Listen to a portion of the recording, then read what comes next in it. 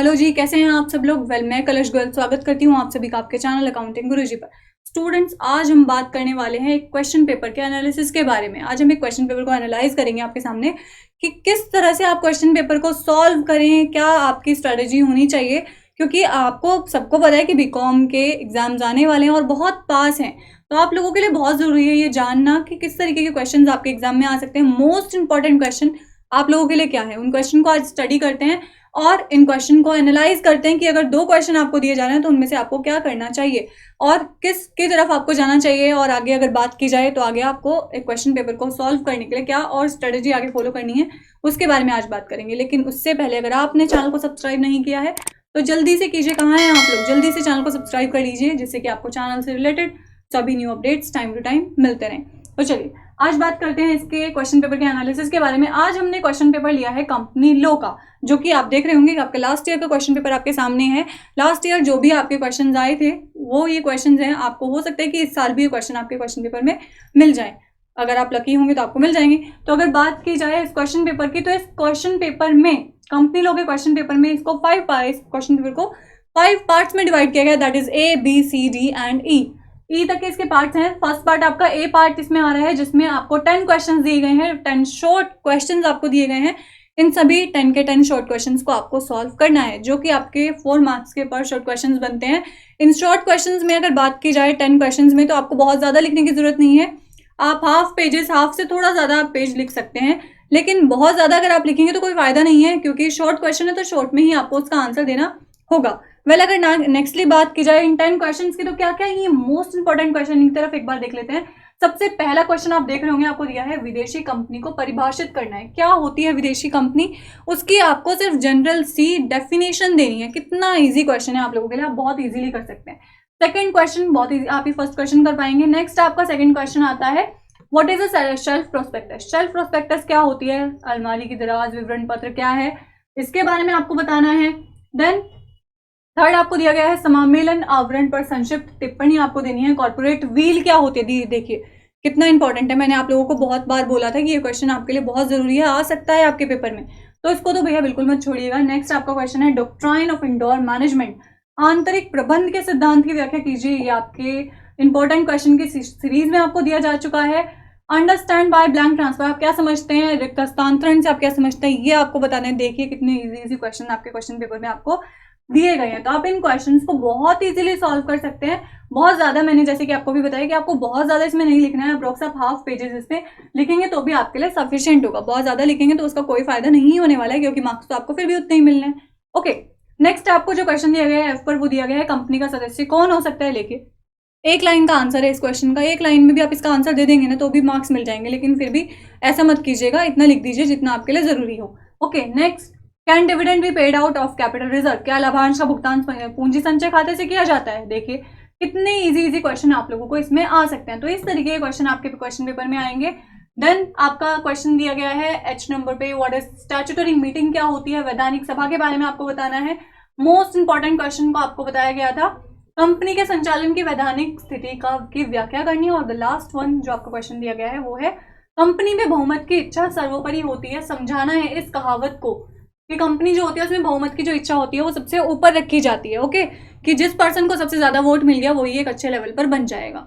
तो ये क्या है, इस कहावत के बारे में आपको पूरी छोटी सी व्याख्या देनी है, जैसे आप हिंदी में देते थे अपने नॉर्मली एग्जाम्स में, तो उसी तरह से आपको हाफ पेजेस पे इन क्वेश्चन को कंप्लीट कर देना है, जिसमें आपको 4 मार्क्स पर क्वेश्चन में मिलेंगे।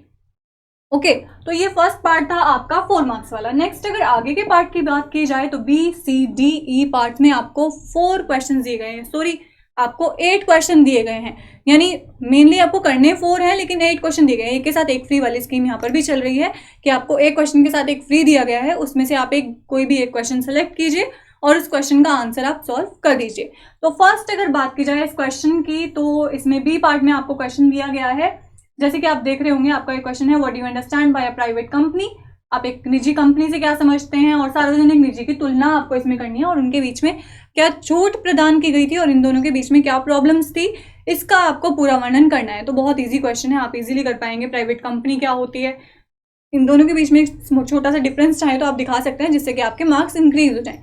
दूसरा आपको इनकी छूट बतानी है, इसमें क्या छूट दी गई थी और क्या विशेषाधिकार प्रदान किए गए थे।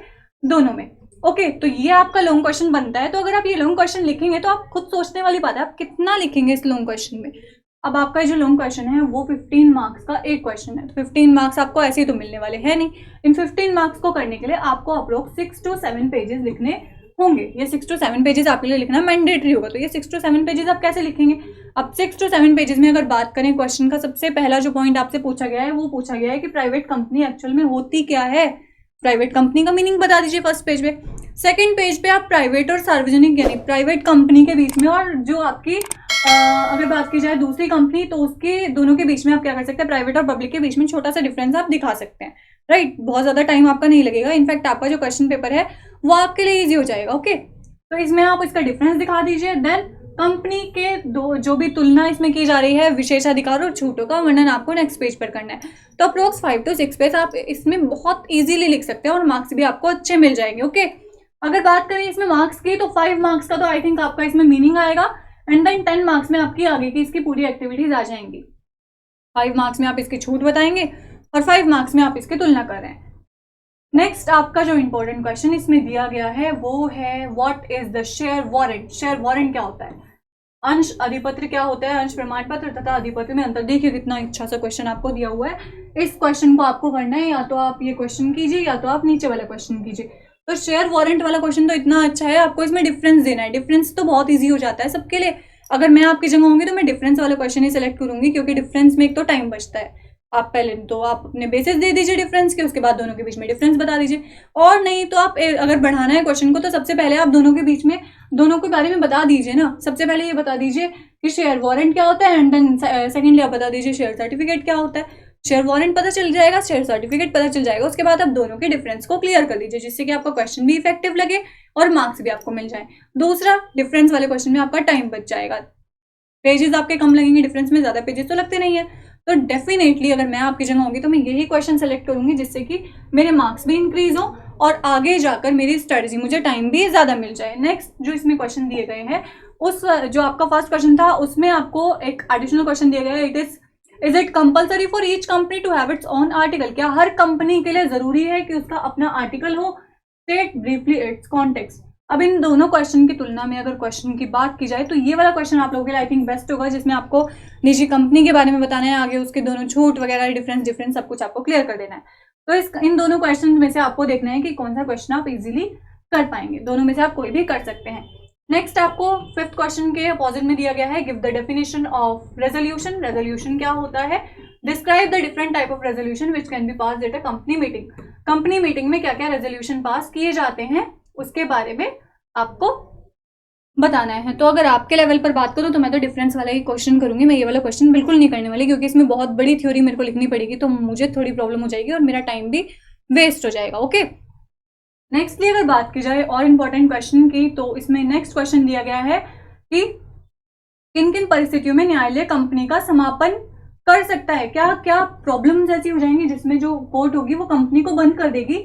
अनिवार्य समापन के संबंध में वैधानिक व्याख्याओं का उल्लेख करना है। ओके, एक तो क्वेश्चन आपका ये है कि क्या क्या सिचुएशन ऐसी होंगी जिसमें कंपनी के वाइंडिंग अप होने के चांसेस बनते हैं। और में जो इसमें क्वेश्चन दिया गया है वो दिया गया है what is company prospectus. Company की प्रोस्पेक्टस क्या होती है? What are remedies open a person who has been indulged in the representation. अब मिस रिप्रेजेंटेशन, प्रोस्पेक्टस क्या होती है, इन सबको बहुत इजीली आप सॉल्व कर सकते हैं। आगे के जो भी क्वेश्चन इसमें हैं वो सभी इसी बेसिस पर दिए गए हैं कि आप इन दोनों में से कोई भी एक क्वेश्चन सेलेक्ट करें। लास्ट आपका ई वाला पार्ट बनता है जिसमें आपको एक क्वेश्चन दिया गया है what is ultra vires borrowings. Ultra vires borrowings क्या होती हैं? What remedies are open to a lender if a company resort to ultra vires borrowing. यानी कंपनी जो होती है उसके अल्ट्रा वायर्स बोरिंग्स के बारे में आपको बताना है, तो ये भी आप बहुत इजीली सॉल्व कर सकते हैं। अब अगर लास्ट में आपको कुछ बोलना चाहूंगी तो वो ये बात है कि आप अगर क्वेश्चन पेपर फिल कर रहे हैं तो उसमें एक बात हमेशा ध्यान रखिएगा कि टाइम फैक्टर आपके लिए बहुत जरूरी है। इनफैक्ट जो भी मैंने लास्ट वीडियोस बताई हैं उनमें एक ही बात बोली है कि टाइम को ध्यान में रखकर काम कीजिए, क्योंकि जब आप टाइम की तरफ ध्यान देते हैं ना तो कई बार ऐसा होता है क्वेश्चन करते करते करते करते आप इतना कहते हैं ना कि बिल्कुल मग्न हो जाते हैं कि आप टाइम ही ध्यान नहीं देते। एक ही क्वेश्चन में आप पूरा टाइम निकाल देते हैं और आगे वाले क्वेश्चन आपके सारे रह जाते हैं, तो ऐसा बिल्कुल मत कीजिए। दूसरी बात, अगर आपको कोई क्वेश्चन नहीं आ रहा है तो उस क्वेश्चन के लिए बीच में थोड़ा सा या तो स्पेस छोड़ दीजिए या तो उसके बाद में कीजिए, लेकिन उस पर बैठ कर सोचने से कि हम इसका क्या होगा, मुझे सोचने आगे मैं क्या कर सकता हूँ इसमें, तो आपका टाइम वेस्ट करने से कोई फायदा नहीं है। उसको बीच में थोड़ा सा या तो स्पेस छोड़ के रख दीजिए, आप आगे का क्वेश्चन सॉल्व कीजिए। जितने आप आगे का क्वेश्चन सॉल्व करते हैं इतने आपको पीछे वाला याद आ जाता है। ये मेरा खुद का एक्सपीरियंस है, मैं आपको बता रही हूँ। ओके, लास्ट आपका जो पॉइंट आपको बोलना चाहती हूँ, ये बोलना चाहती हूँ कि आप क्वेश्चन पेपर को इफेक्टिव बनाने के लिए अपनी प्रेजेंटेशन स्किल्स को अच्छा कीजिए।